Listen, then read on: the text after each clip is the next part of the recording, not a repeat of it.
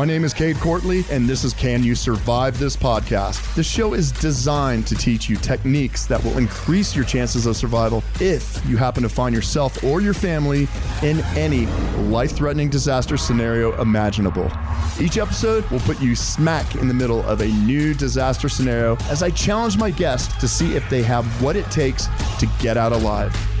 Knowledge is power, people. Can you survive this podcast?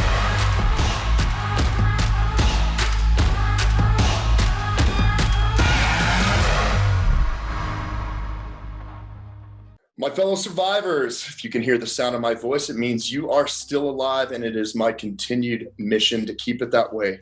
Welcome to another episode of Can You Survive This Podcast? I'm your host, Cade Courtley, and today we have another amazing guest. All right, folks, we have an American entertainer in radio, TV, film. He has made numerous appearances on political talk shows as a commentator. He is a best-selling author and is widely referred to as the Godfather of the podcast. And he also knows what he's doing behind the wheel of an automobile. Folks, please welcome the great Adam Carolla. Adam, welcome to the show. Thanks for having me. Well, it's a pleasure to have you. Is it fair to say that you grew up in the school of hard knocks?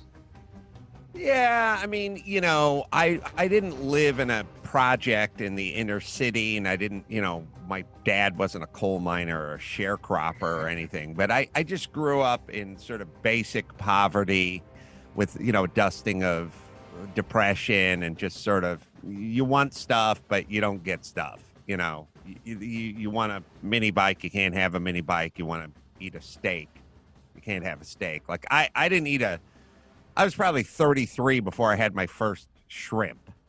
I was probably 41 before I had a lobster tail. Like I was like, I didn't even know you could eat that. Like I didn't know you could order that stuff. Like I just grew up in a kind of weird, depressed poverty. Well, at what age did you realize, hey, if I'm going to make it in this world, it's going to be on me? It probably came earlier than most of your peers, I'd imagine. I had that at about age 9, maybe 8, but it wasn't really, if I'm going to make it in this world, it's on me. I had if I'm going to survive, it's on me. I didn't really have make it. I hadn't worked my way up to make it for a long time. I started with looking around when I was probably 8 or 9, kind of going, these people are F-ups and they're not going to take care of you. And I don't think anyone's going to take care of you. And the first phase of this is you're going to have to survive.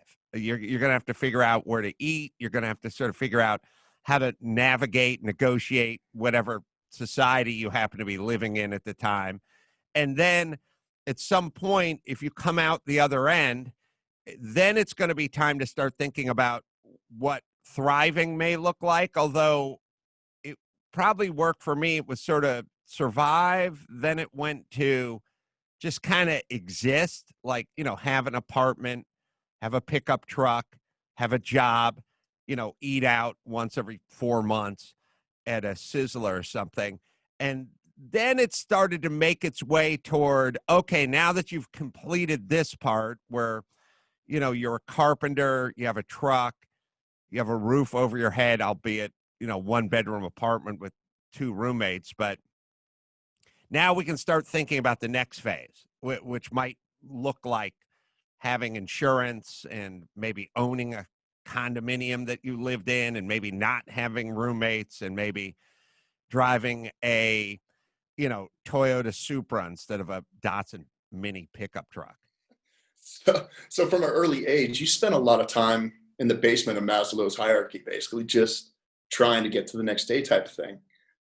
Yeah, I was never a guy who sort of looked up and went for the brass ring or something like that. I was just kind of like, it was all kind of structured on the hourly rate. It was like I worked at McDonald's. I made, $3.10 an hour, Then it was like I worked cleaning carpets, and I worked at a liquor store doing deliveries, and I was making $6 an hour, and then I worked cleaning carpets and I made $7 an hour. And then I got a construction labor job and I was making $8 an hour. And then my foreman said, if you buy a pickup truck, I'll give you another dollar an hour. So I bought a pickup truck and he gave me $9 an hour. And I was just all about just sort of working my way up the per hour rate. Like I knew if I was a decent carpenter, the carpenters that were actual journeyman carpenters were making $15 an hour back then. So I was like, I got to become a journeyman carpenter so I can make $15 an hour. And that's all it was. And then at a certain point, I realized that it really doesn't matter how much you're making an hour. You need some sort of career. So it can't just keep adding up your work week where you work, 51 hours this week, 51 times 13, that's how much money you get. Like I realized at some point that wasn't a good life strategy. Do you think sports played a really important part in your growing up, as you were saying, surviving, or even keeping you out of trouble, keeping you away from making the wrong turn? Yeah, sports was a big deal for me, a very big deal for me. And it was kind of the only thing I was good at when, and I also had a kind of a journey with sports that would be proved to be useful in the rest of my journey of life. I had this kind of weird relationship with sports where at the beginning I was sort of superior at it. I was better than everyone else my age. And I don't know what it was. My family's not athletic at all, but I had bizarre balance. And because my balance was so good, I had this crazy kind of athleticism. So I could wrestle anyone to the ground and just whoop them in wrestling. Like I'd wrestle everybody and I'd just throw them around like a rag doll. And then I could play football and throw everyone around. Like it was so easy for me when I was 9, 10, 8, 9, 10. I rode a unicycle. I could do anything when I was like 10 years old because I had this weird, crazy balance. And it's all I wanted to do because I was a bad student, and that was it. It was either you went, did something scholastically or you did something in sports. And so it was all about sports for me. And there was no video games or go-karts or big flat panel TVs or air conditioning. There was no distraction. So it was all sports all the time. And then at a certain point, as I got into high school, as I got into like the ninth and the 10th grade, it became apparent that whatever was going on with me in sports, I was kind of losing my touch with it. Like I wasn't what was going on is the genes were kicking in with a lot of guys around me. Their genetics were kicking in because puberty was kicking in, and I didn't have good genetics. So mine wasn't kicking in. Like I wasn't, and they were getting all strong and fast and athletic around me. And I didn't have any of that anymore. And now the guys I used to throw around, my best friends who like my best friends, it was so boring for us to wrestle when I was 12 because I just throw them around so easily that the game was I would just lay on my back and let them pin me. And we just see how long it took for me to pin them from that position, because otherwise it wasn't any fun. Now all of a sudden, these guys were 5 times stronger than me and throwing me around. And it was this horrible thing. So now a realization. So now I was still a bad student, but the only thing I was good at, I wasn't good at anymore. And I came to kind of a crossroads, and the crossroads was, well, you can kind of quit or you can triple down your efforts. Like you're going to have to just live your life like a Rocky training montage, raw eggs in the morning and right to the weight room. And so I did. I was like, I'm going that route. And I just got into the weight room and I started chugging raw eggs. And I just kind of willed myself into this I willed myself back into a starting position and on to, become a all league player and that kind of stuff. I was on the opposite end of that because I was the late bloomer. So I was the skinniest, the smallest, the slowest growing up compared to my peers. But thank God for wrestling because, as you all know, you're going against somebody your weight. And so there's no pads, there's no balls, there's no sticks. It's just you and him on a mat. And may the best man win. But talking about your early challenges, that had to set you up for success later because there's so many people, I look at my girlfriend's kids and they're not challenged at all. It's a disservice because the world is a tough place. And if you don't start that foundation earlier, they're just going to be lost when they actually leave home and try and live an adult life. Yeah. I'm trying to think, the world is a tough place. I'm thinking about that. It's a tough place if you'd like to have success. If you want to, vape and watch porn on your laptop all day, it can be a not so difficult place to navigate. But it is tough if you want something. Like if you really want something. And I think this is interesting because for the first time, we may have a generation of people that don't really want something. I saw it here with the young guys in my studio working for my podcast and various other things. And I would see some of these guys, just mid-20s, early 20s, kind of meandering around. And I'd look at them and I'd go, what do you want? Like I started poking around, like going, do you have what you want? Like, what do you want? And they're like, I got a big TV. I got plenty of weed and I don't drive a stick. I just got an Uber from point A to point B. I got all the porn I need for free on my phone and I got my bong and I got Uber Eats and I'm good. And I was like, oh yeah, you're good. Yeah, you're good. Yeah, you're comfortable. Who's to say? Like, I don't know if when I was 24, if you gave me a 65-inch TV with 700 channels on it and a magical phone that had all the porn in the world on it, and I could go get an In-N-Out burger for $4. I don't know. And pot was basically free. Like, I don't know. Well, what I've just hung out, ripped a bong load, and watched TV, and had an In-N-Out burger, sitting in air conditioning, with a car that has air conditioning, and works fine. You can go buy a 7-year-old Mini Cooper, and it works fine. Like, when I was young, I was like, I want a cool car, and that's expensive, and I want a stereo, and that's expensive. I wanted a bunch of stuff that was expensive, so I was compelled to go out and kind of get some. But I don't feel that sense of urgency today. And if you think about it and you look at it and you see all these like young people out in the streets marching and 23-year-old blonde chicks like screaming at cops and stuff like that, it's like, what do you want? What do you have to fight for? What do you have to protect? You know what I mean? Like, what do you, and I realize these people don't have anything. They don't want anything. You know Oh, what I they, mean? they, they want followers. They want That's about followers. Right. all I can identify. But Right. it's sad. It's a sad state. But I understand that you didn't get your high school diploma until several years later because you had to pay a library fine.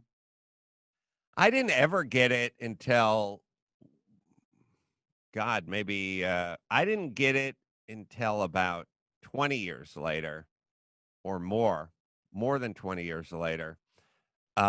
Just because I I owed the book room money for a book, and it was like $19, at the time, which was like, that was a lot of money for me. I didn't have $19 when I was graduating high school, and my family, unclear if they had it, but they weren't going to give it to me if they did.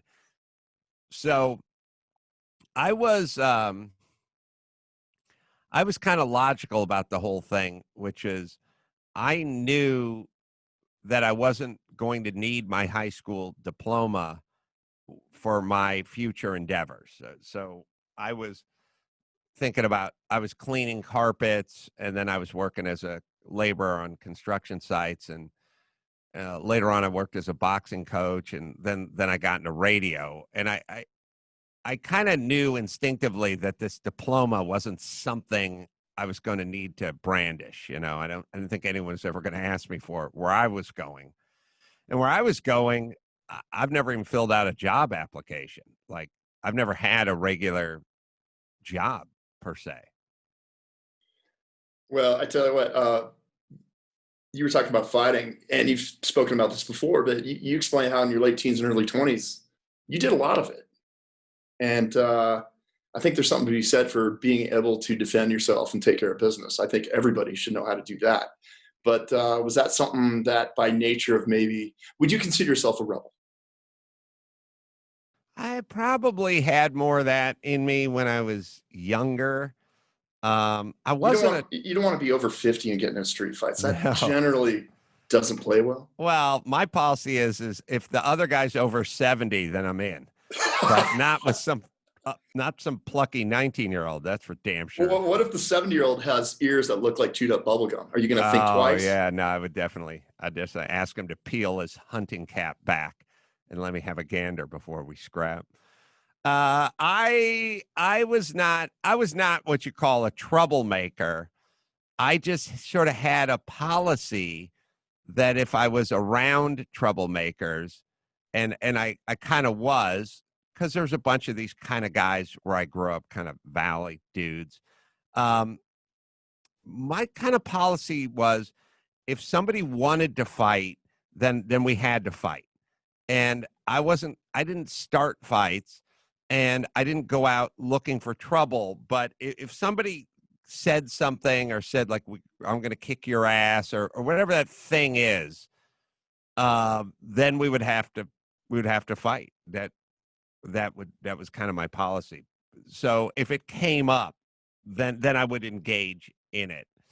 Um, Actually, the only time I kind of initiated something was my best friend was at some chick's apartment, and some guys like kind of showed up, and he was just sitting in a chair, and one of the guys like grabbed him like kind of in a bear hug, like holding him to the chair, and the other guy just took a beer bottle and he just busted it right over my best buddy's head. What? I don't know who I don't even know what these guys were doing or what the deal was or whatever. Who knows?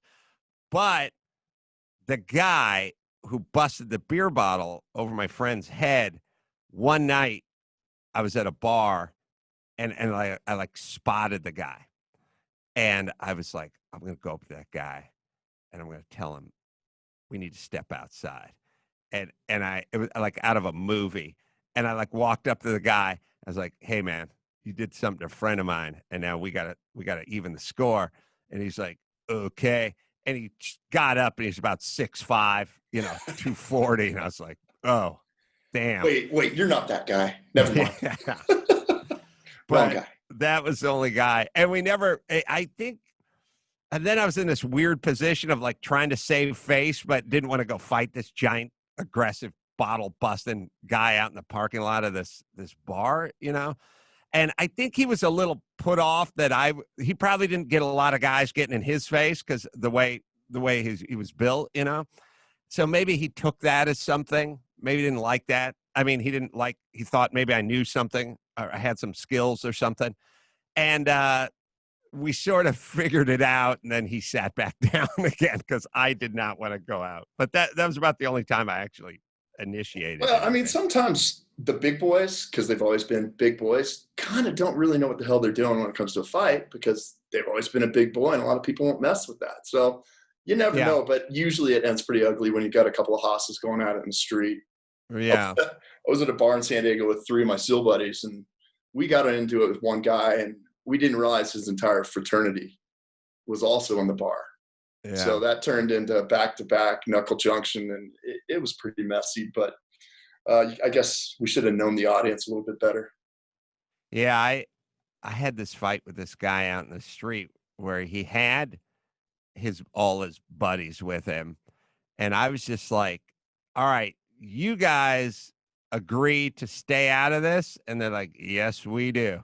And I was like, okay, so it's just me and this guy. And they're like, yes. And I said, okay.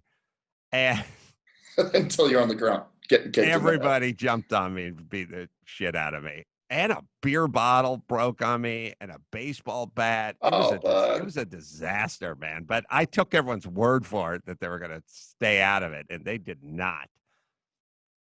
A little bit of Advil after that experience, I imagine. So speaking of fighting, I believe the rumor is that you and Jimmy Kimmel met through a mutual friend, and then you started training him to box. And then the rest is history. You guys ended up working together quite a bit. Imagine we that. didn't meet through a mutual friend. I never knew Jimmy or any mutual friends. He was just working for a radio station, and the radio station was putting on a morning zoo type stunt, like a boxing match, and they needed trainers, and I was working as a boxing trainer part-time and also as a carpenter at the time. And I wanted to teach Jimmy or the guy he was boxing to box, just so I could see the inside of the studio or get to the radio station. I'd always been kind of intrigued with radio, so I wanted to check it out. But that was about it. So I met Jimmy for the first time as his boxing trainer. Well, I mean, then you guys go on to work together quite a bit. It's really cool because, oh, gee, imagine a time when two people with very different ideas and ideologies are able to get together and put out an amazing product or several products and work together. Imagine that. Yeah, I know. It's also weird. It's also, a weird time we're in now because, like, nobody, Jimmy and I, there wasn't ideologies. It was like you get up, you go to work, you pay your bills, you pay your taxes, you raise your kids, and you go back to do, you wash, rinse, and repeat. You just do it again. There wasn't a whole bunch of stuff that we had to sort out. There wasn't, transgender rights and a bunch of stuff you had to argue about. There was just life. You got up, you were nice to your neighbors, you took care of your family, you paid your taxes, and that was it. Oh, it's time to go back in the time machine to that. I understand that you were working on the Howard Stern show and then eventually were offered the position that Jackie Martland was. And you basically said, well, thanks, but no thanks. Well, yeah, sort of. Um, Jackie left the show, and so sort of the Jackie seat was open, and so we went. What happened is me and Jimmy went to do the Howard Stern show finally after years of being on TV. Jimmy was always a fanatical Howard Stern fan, and I was a Howard Stern fan as well. I just wasn't fanatical like Jimmy. Jimmy was a fanatical Howard Stern fan. So we went to go do his show. Maybe, I don't know, maybe the Man Show had been on for a season or something like that. And, Howard goes to bed at 8 p.m. And I mean it. If you want to go to dinner with Howard Stern, you go to dinner at 5. That's dinner time. Like you're at the Denny's Blue Hair special. I mean, I know it. I've done it. And so Howard didn't really know who I was and didn't really know who Jimmy was because we were on shows that were on, 10 o'clock at night. And we went in to do a show, and he didn't know who I was really. He didn't really know my work, but he was blown away by my ability to crack wise and add to his show and blah, blah, blah. So later on, he called me and he was just like, I don't know who you are, but I'm blown away and I want you to come out here and take this seat. And because he didn't really know who I was, he didn't know that I had radio shows and TV shows and a family and blah, blah, blah. And I was like, I can't just pick up and move to New York. So he understood that. And then I used to just kind of sit in via the studio, satellite hookup all the time with him, which was pretty brutal for me because with the time I'd start and sit in the whole show from a Westwood One studio in Culver City, and that meant 3 a.m. to 8 a.m. basically for me. My time, it was just working from 3 a.m. to 8 a.m. And I had a job, Loveline, that ended at midnight. So it was a really difficult thing to work until midnight and then work again from 3 a.m. to 8 a.m. But Yeah, I would do it all the time. Vampire hours right there. Yeah, but that was the story. Well, back towards the survival aspect, somebody would probably say, "Oh, you're nuts not to take this opportunity." But throughout your career and your life, have you gone with your instinct and your gut? Because a lot of people who have gotten through nasty, life-threatening situations have said, "Yeah, I went with my instinct. I got through it." Would you say that would represent sort of your life, your career, going with your gut, not necessarily chasing what could be the best thing at the time? Yeah, I I pretty much just do what I want to do. I don't have a strong big plan for things, Somebody, people kind of say to me all the time like, why did you do this show? They'll go, what are you doing on Bill O'Reilly's show? And I'll go, he asked me to come on his show. That's it. That's all. That's all there is to it. What are you doing with this or what are you doing with that? I just go, they asked me to do it, or some, club called and said, you want to play shows this weekend? And I went, yeah, okay. Like I don't really think about things that much. I'm not saying it's the greatest plan. It's worked generally for me, but who knows how much better it could have worked if I had a plan. We'll never know. Uh, I'm very. I don't take a lot of time to make decisions. If there's a warehouse that's in the neighborhood and it comes up for sale, and I think I can use it for production or podcasts or working on automobiles or something like that, I'll just buy it. Like I don't really have a lot of like soul searching. I don't talk to that many people about that kind of stuff. I have a few people I like to, run ideas, bounce ideas off of, but for the most part, I just get up and go. I don't think about it that much. Adam, what would you say are two of your strongest core values? Hmm. I'm very uh don't do anything to anyone to or in any way, shape, or form that you wouldn't want done to yourself. So very kind of golden rule-y.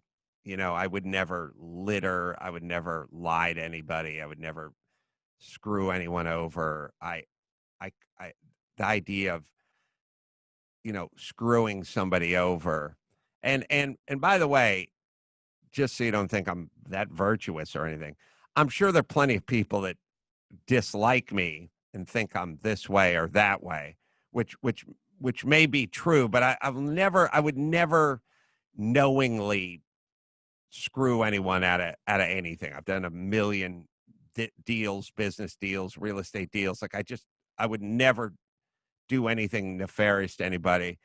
I don't lie, and um, uh, qualities are I'm pretty.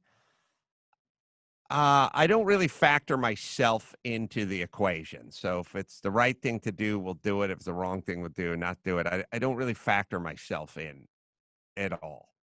Well, I mean, would you rather be liked or respected? And I think I know the answer. Yeah, I'm gonna go with respected, Mhm. for sure. And or you can shoot for both. I tend to think most of the people I respect, I like.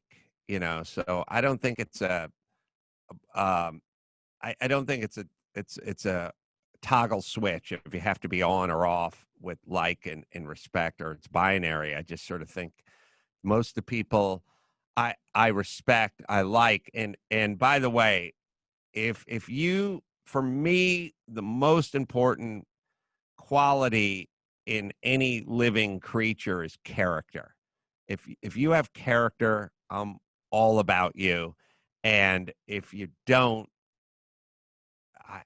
there's issues. So if I whatever your pay scale is, whatever your education is, wherever you are on whatever the social totem pole is, if you got character, man, that is just huge for me. And if you don't have character, that's a huge issue as well.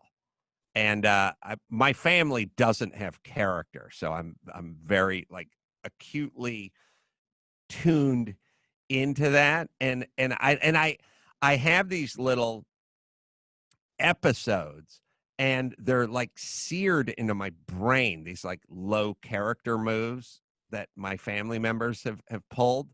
And I'm frankly, like, I'm disgusted by it. Like, this weird little stories, they're like parables, like they don't even amount to anything, but it's all you need to know. And I'll tell you one, I'll tell you an example. And the reason I can remember it like I was in a play where I memorized the script and everything, is because it was so poignant to me. About, God, it must have been 15 years ago, maybe more. I went to my grandmother's house for Mother's Day, and my mom was there, and my grandma was there. My grandfather had passed away, but my stepdad was there, and my sister was there with her husband, and it was me and maybe my girlfriend or fiance or something at the time.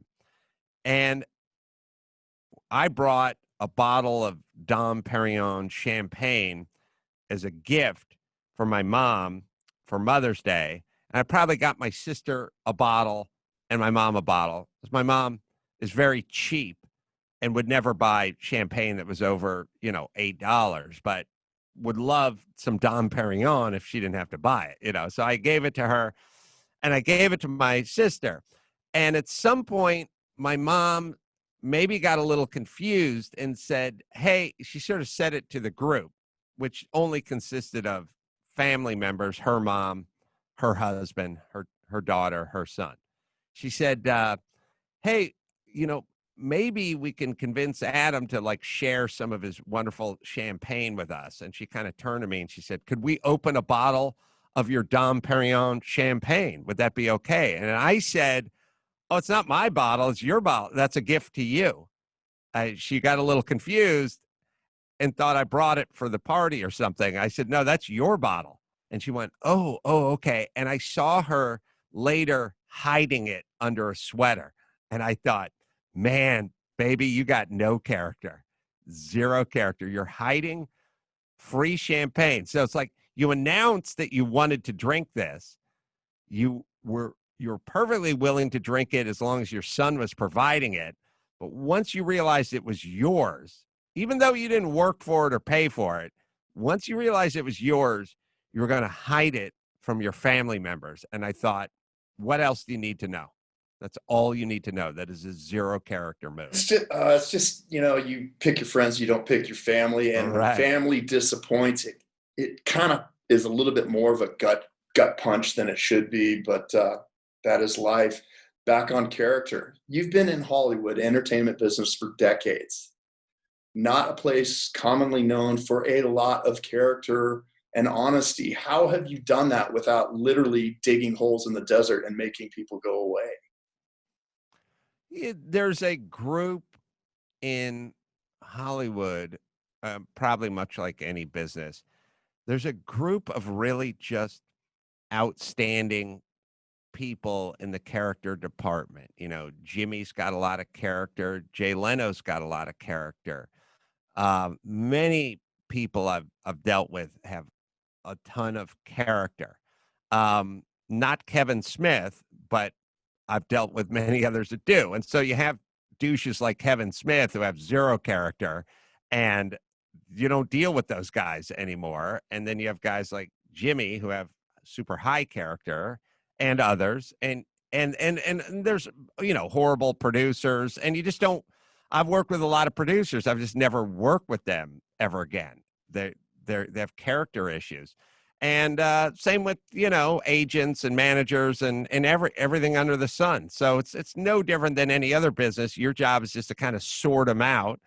I'm sure this happens in commercial real estate. There's the people you don't want to do deals with because they have character issues, and then there's high character people, and you have these long-term relationships with them.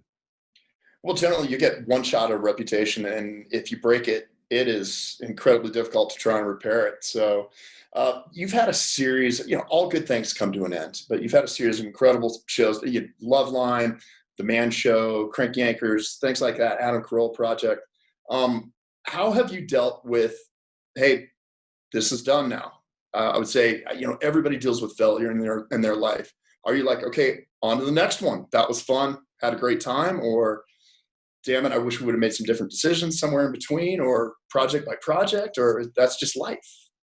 Yeah, that's the nature of the business, and I don't dwell on it, and I just move right ahead to the next project, and I don't ask questions when people say they're not picking you up for season 2 or season 8 or season whatever. I don't ask why. That I don't need to know why. You've told me that, or they've announced that they're not picking this thing up or doing this thing or moving ahead with this project or that project. And I don't ask why. I don't get into any details. I just do the next thing. Sometimes I'm even a little relieved that I'm not going back and doing the same thing again and again. I don't think I'd want to be on, season 19 of the Man Show. And sometimes there's things you do because you leave, and in the case of the Man Show, that we left. And then there are things where, the Adam Carolla Project, people really love that series, and I have no idea why we didn't do season 2. I enjoyed it. I like Home Improvement, but I didn't ask. I always assume it wasn't doing gangbusters in the ratings. If it's doing gangbusters in the ratings, somebody will figure out a way to keep it going. But no, I'm pretty philosophical about it. I just pick up and go to the next thing, or I just pick up and go home and see what happens. Have you ever been in a life-threatening situation where you're like, I don't know if I'm going to make it through this? Uh, Not a lot. I've experienced, when I was, I don't know, 11 or 12, out in the swimming out in the bay, and real bad riptide, like pulling you out, kind of to sea, and being pummeled by a wave, and then being kind of pulled away from the shore by the riptide, which does kill a couple of people a year, I guess, and it'll drown you. And it's a kind of a weird, panicky feeling, is because the sea is like pulling you out to the sea, and you're trying to get to the shore. I've had that a couple of times. I've had maybe lost. I got lost camping and hiking once, where I was just in the middle of nowhere and didn't have anything and had no idea what direction civilization was. I've had that. It's funny, as I've never really think about it or thought about it. I've had a couple construction related things that fell and could have crushed you if it hit you, and scaffolding that broke, and there's a couple of things that went wrong. Had a probably had a I had a guy with a shotgun once in a unit I was working in when I was doing earthquake rehab, and there's a possibility I could have got shot with this guy's shotgun.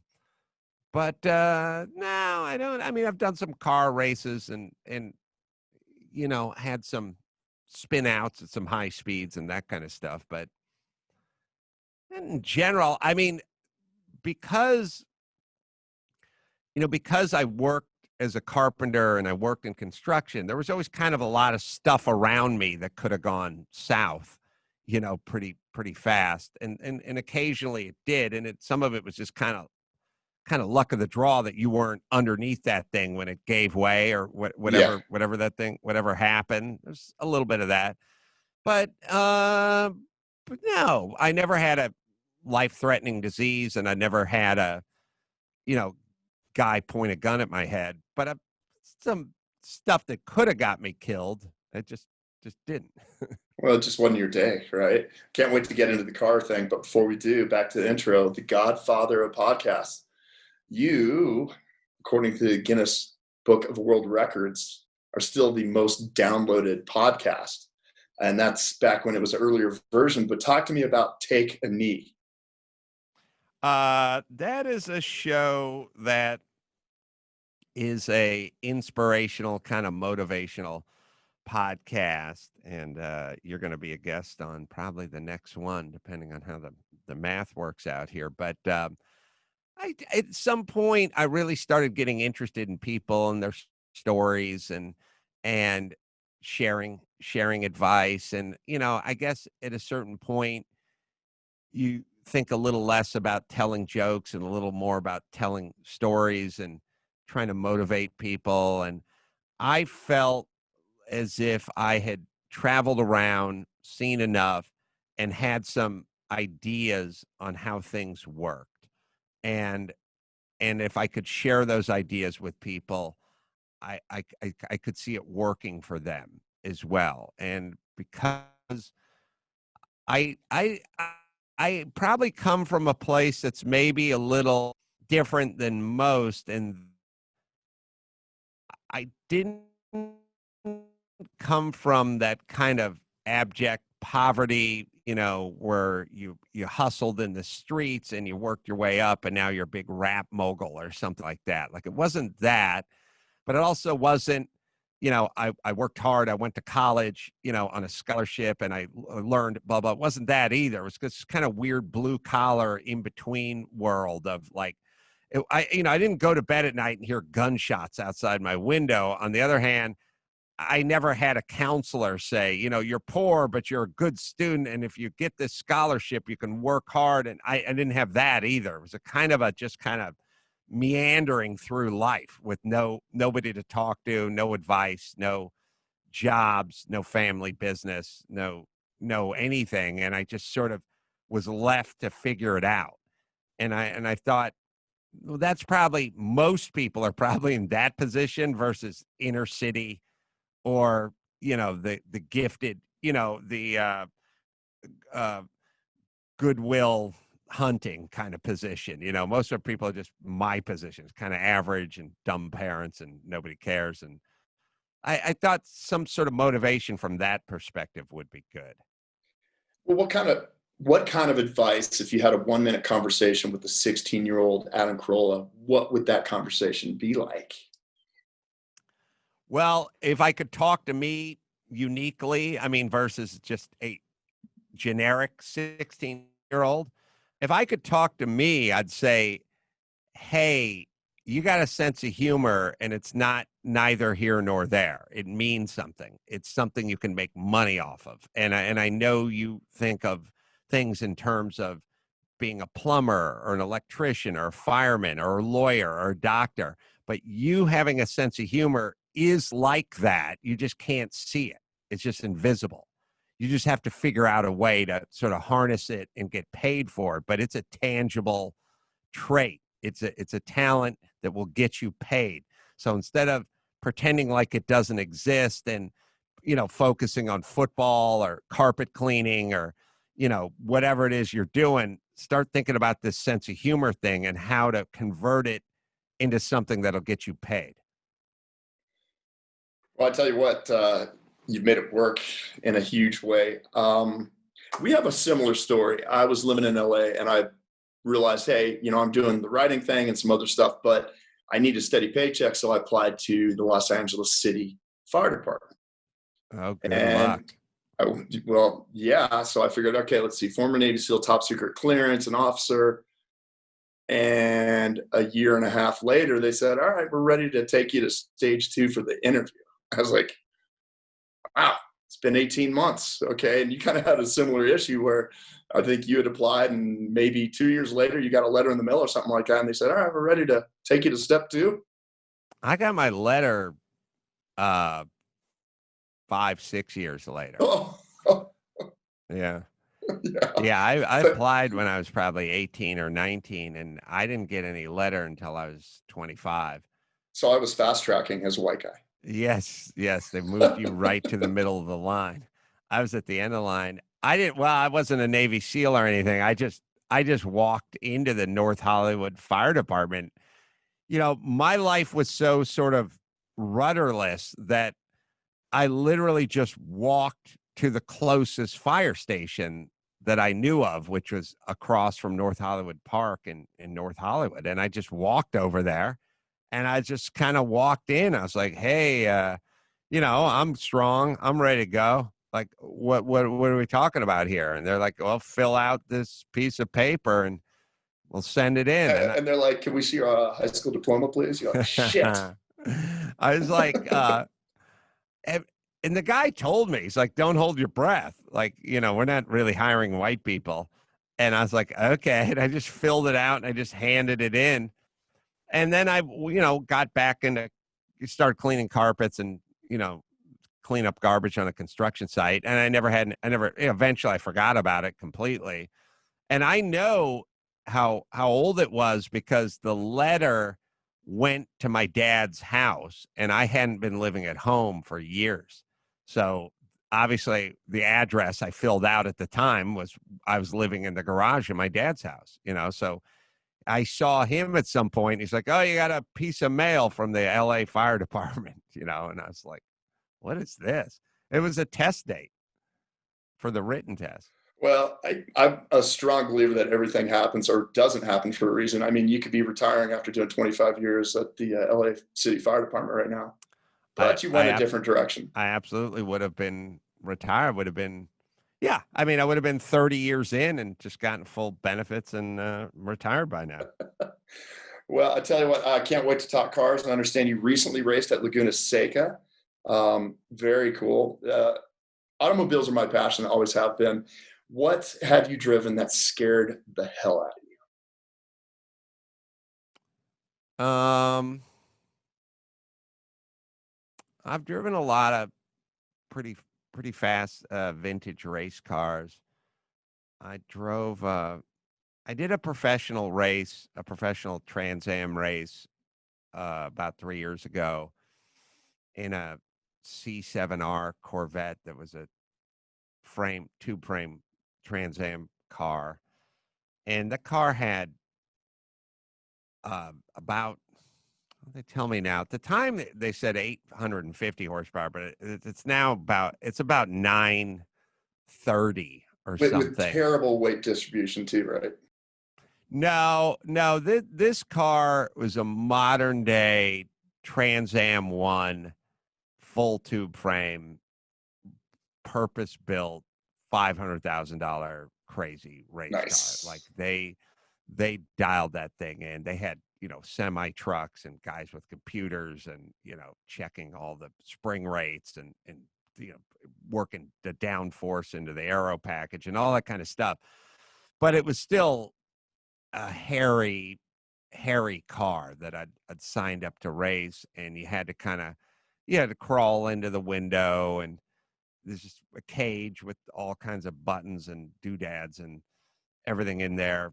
And before the race, they came out, the marshal came out and he said, you have to get all strapped in, 6-way harness, Hans device, all your gloves and fire suit and helmet. You have to put everything on. And then I think we give you 20 seconds to get out of the car.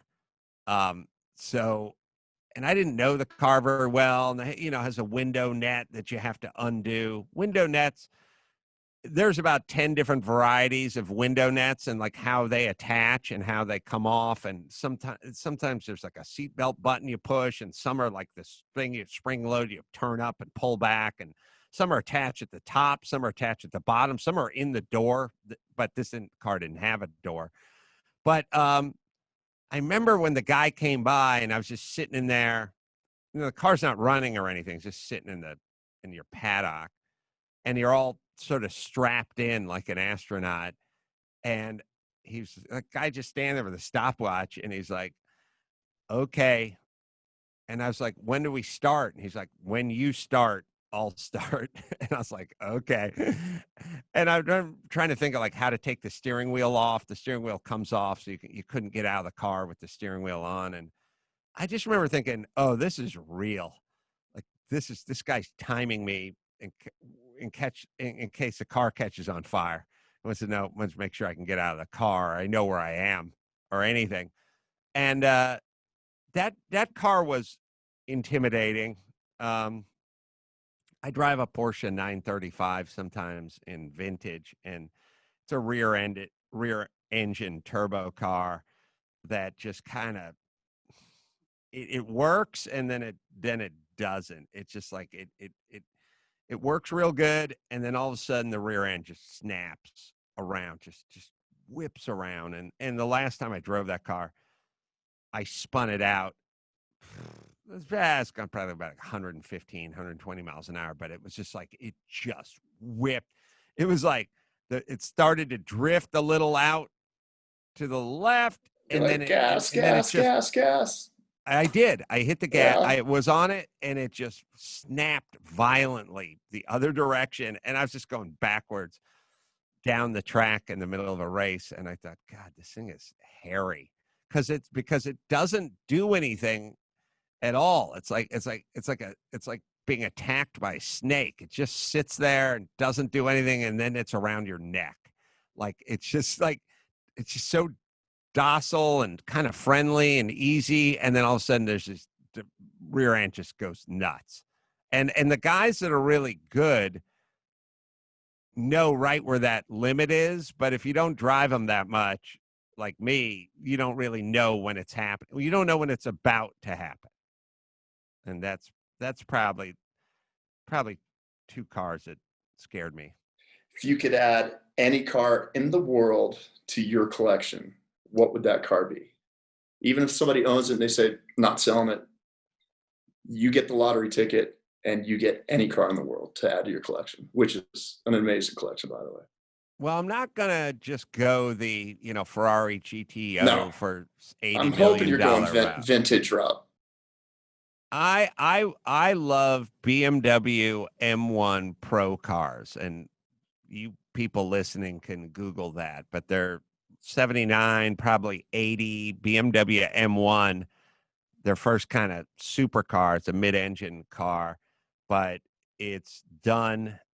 The Pro cars are full race trim, and I've raced with a couple of these guys. They just look so good in race trim, and they have this naturally aspirated 3.5 liter inline six with these big trumpets, these big mechanical injection.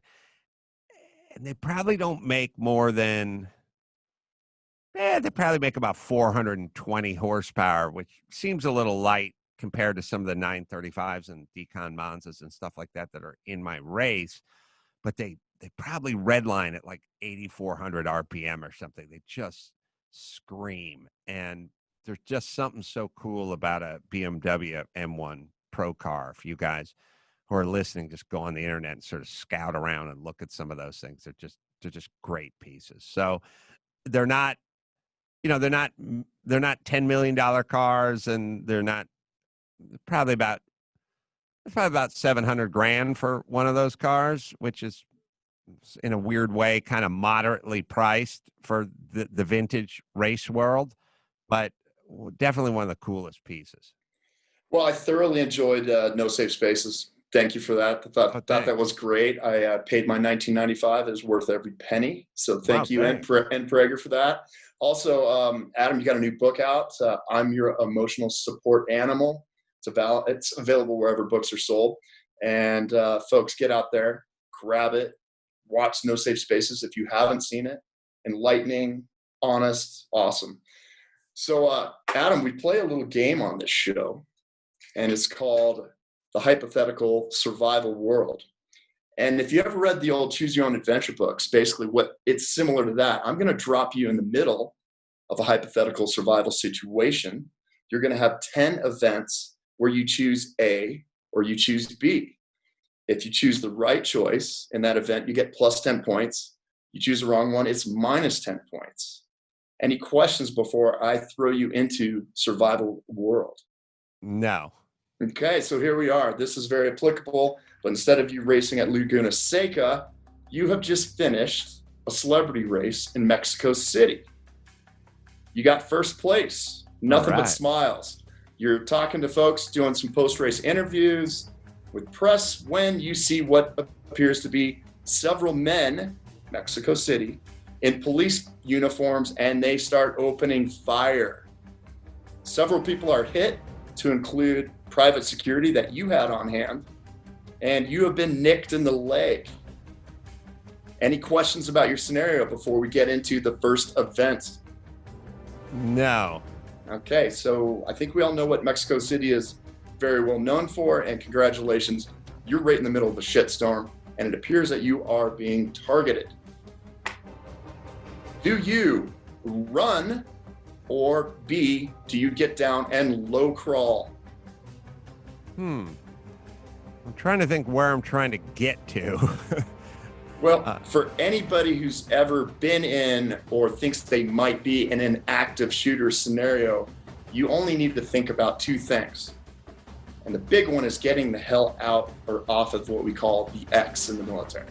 So are you going to run, or are you going to get down and low crawl off the X? Well, if my leg is already nicked, and I'm not sure the definition of nick, like, get some through and through shot, that's not really a nick. But if you're nicked, like if you're grazed, like it's a flesh wound, I'm not immobilized, right? But when you That's said correct. It's not a life-threatening injury, but you took a round through the calf. All right. Well, if I took a round through the calf, I'm not going to be much good running anyway. On the other hand, I'm trying to think how fast I can move with my low crawl.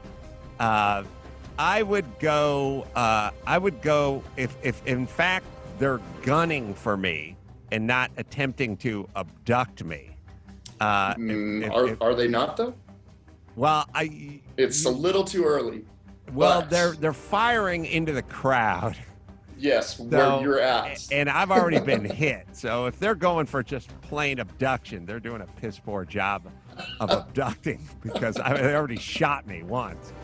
So I'm going to say, and I also don't like my abduction odds in Mexico anyway. It seems like everyone just ends up in a 55-gallon drum. Yeah, something to keep in mind as we continue this. Absolutely. So I'm going to go with the low crawl. Absolutely. And the reason being is, folks, again, if you ever find yourself in a situation like this, all you need to do is think about two things. Get down and move. All right? You're making a smaller target and you're a moving target. But if you're low, you're better off than literally running. They're gonna see that, and you're gonna create attention. So that's plus 10 right out of the gates, Adam. Keep it up. All right. Okay, so you low crawl. All right, you find yourself behind a concrete bench, which is good cover in a gunfight. But the gunfight seems to be getting worse. Are you going to stay behind that concrete bench, or are you going to continue moving to an alley that you see behind you, away from the gunfight?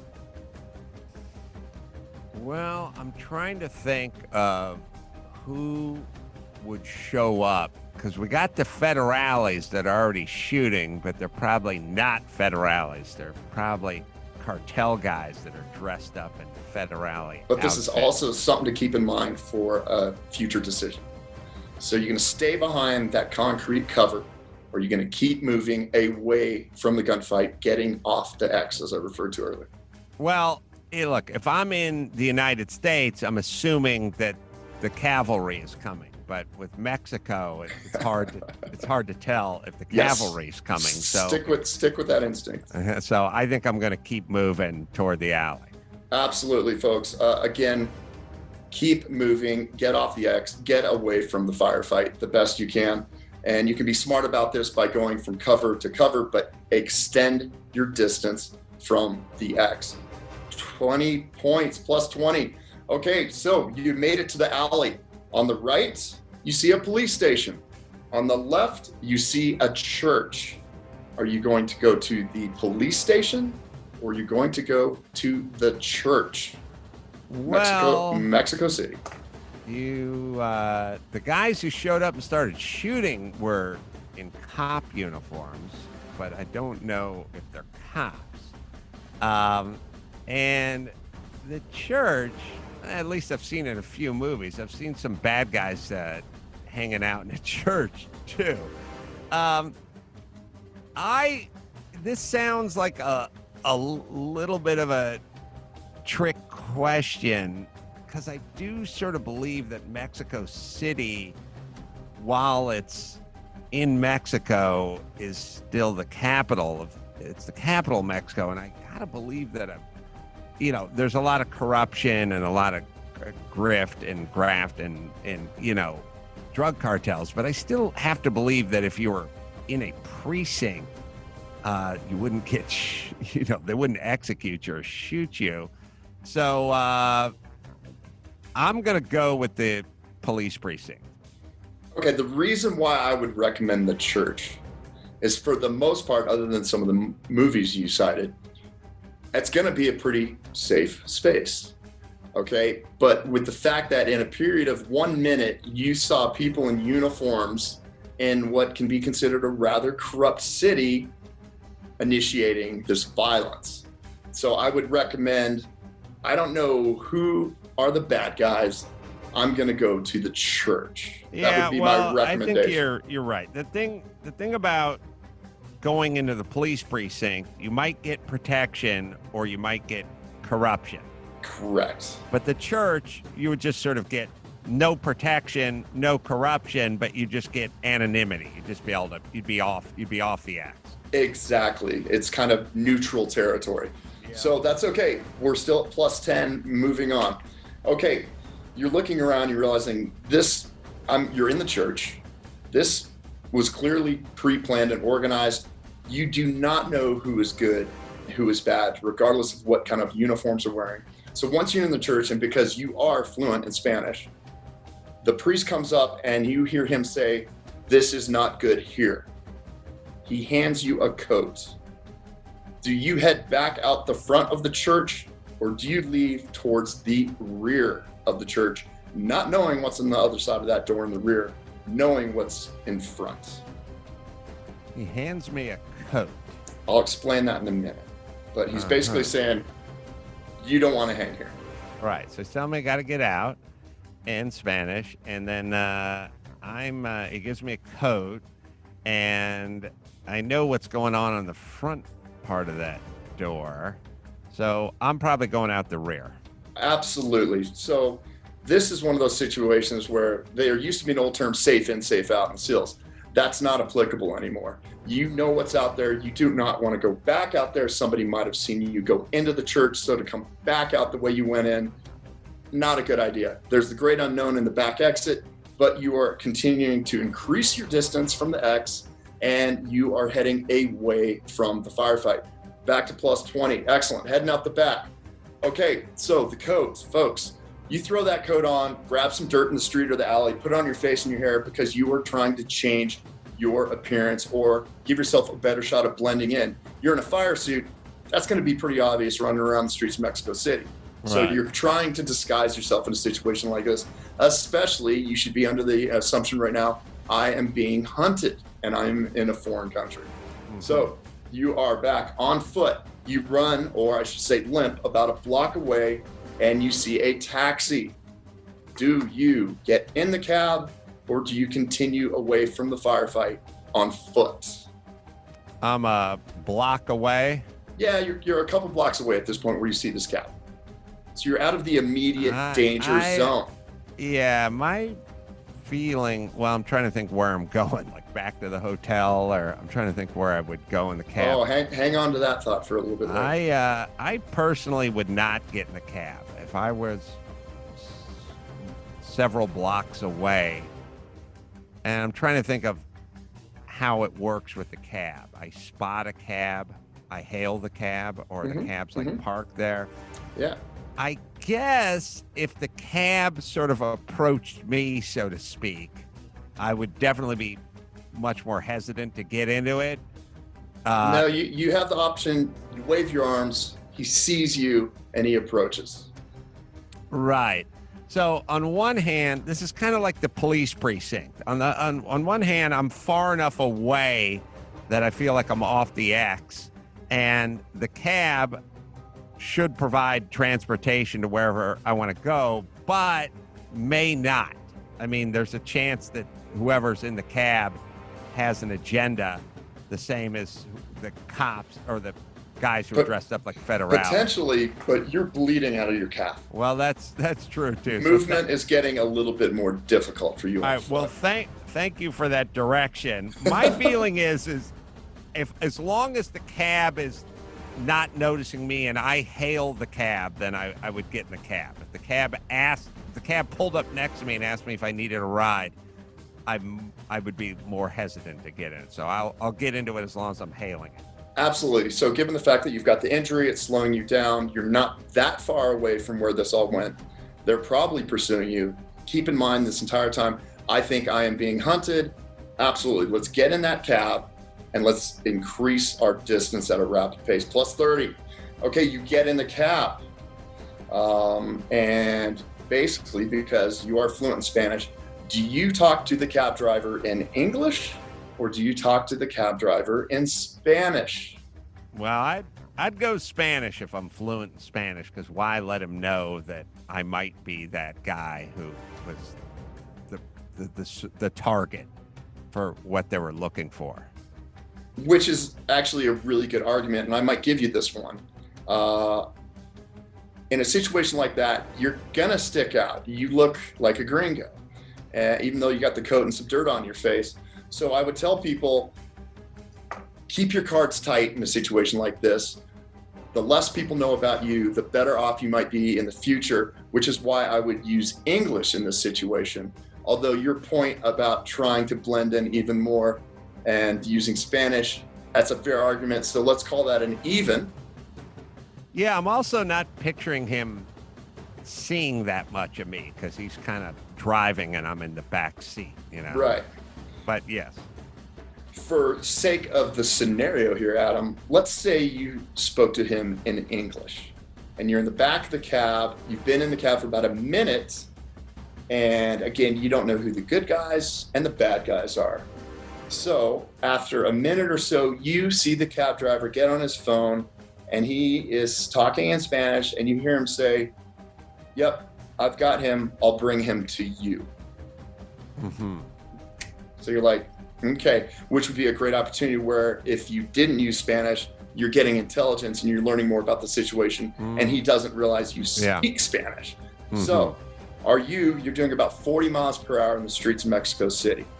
Are you going to dive out of the car at that speed, or are you going to reach forward and try and subdue the driver with a rear naked chokehold? Dive out or try and subdue the driver with a rear naked choke?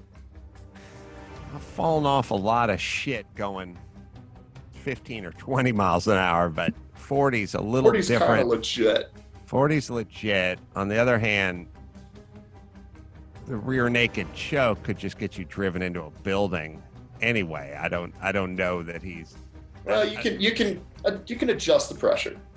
I think, well, now with that in mind, I'm already kind of jacked up, so jumping out of the car at 40 seems like a bad idea.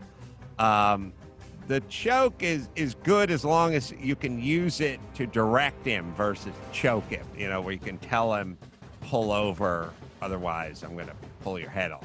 So I'd go with the rear naked choke with direction. Absolutely. You realize that you've gone from a shitty situation and now you are in another shitty situation because this guy knows who you are and he's taking you to the bad guys. So with the appropriate use of pressure, a rear naked choke would work great. He gets the cab stopped. You rip him out through the back door. Do you go ahead and keep running, or do you get in the cab and start driving? Just you in the cab? I think I would get in the cab and drive.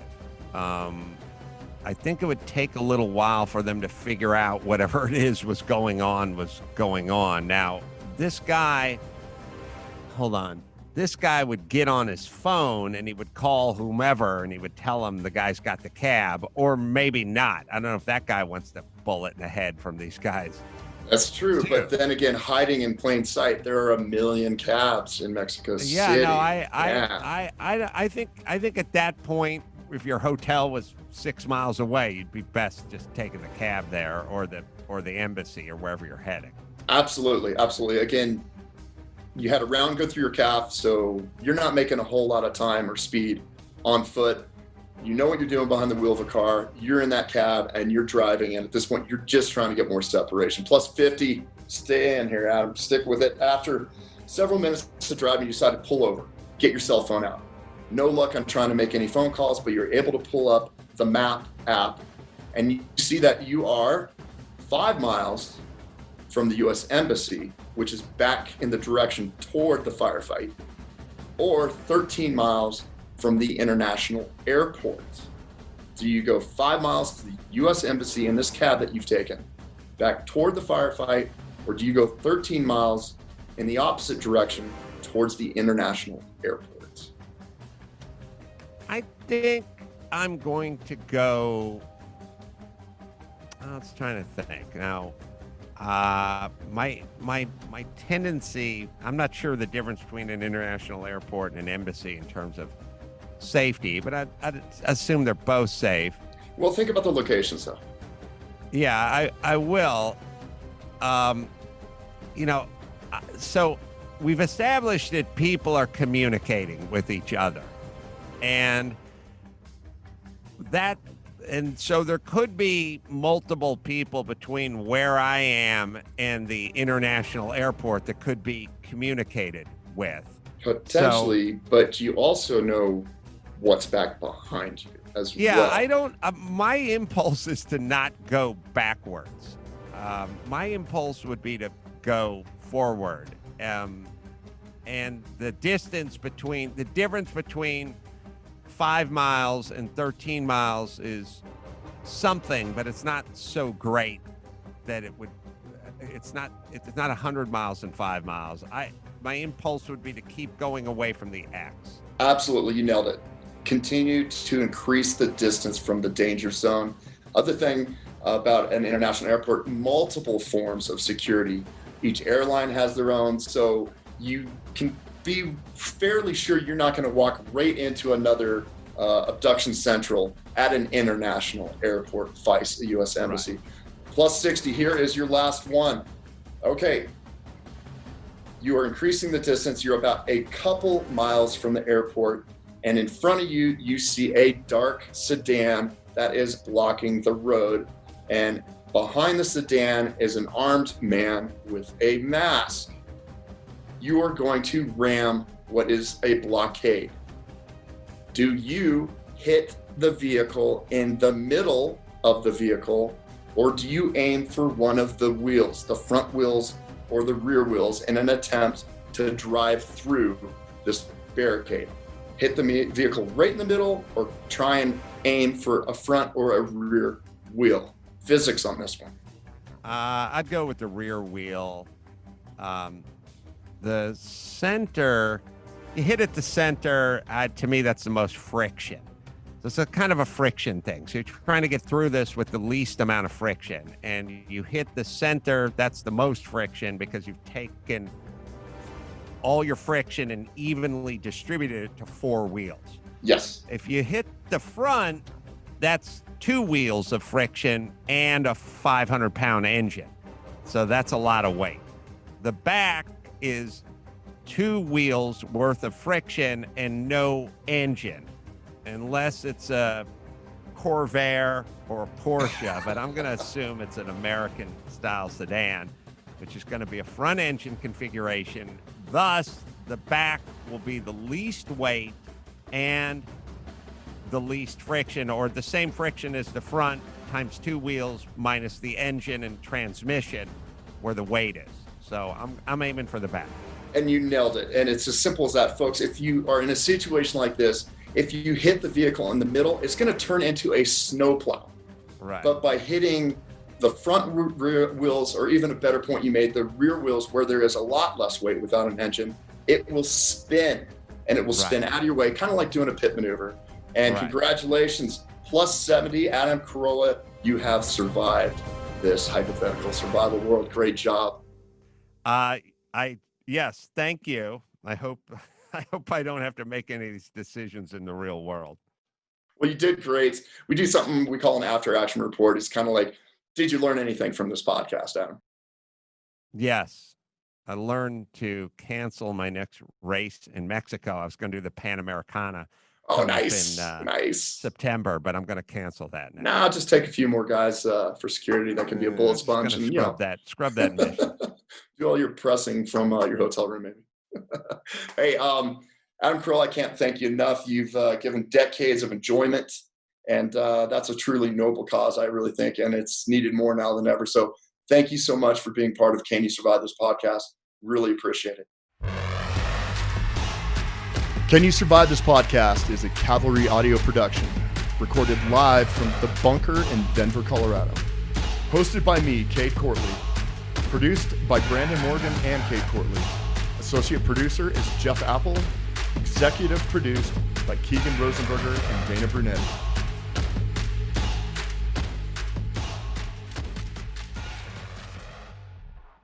Service, commitment, and integrity are the traits embodied by our nation's defenders, veterans, and first responders, and they are also the core values upon which the Gary Sinise Foundation is built.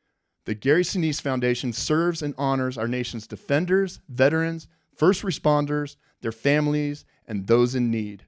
Whether the Gary Sinise Foundation is providing specially adapted smart homes to severely wounded heroes, supporting Gold Star families, or providing essential equipment, training, and PPE to first responders, in all of the Foundation's programs, they honor those who so bravely defend our freedoms every day. Support our heroes today at GarySiniseFoundation.org.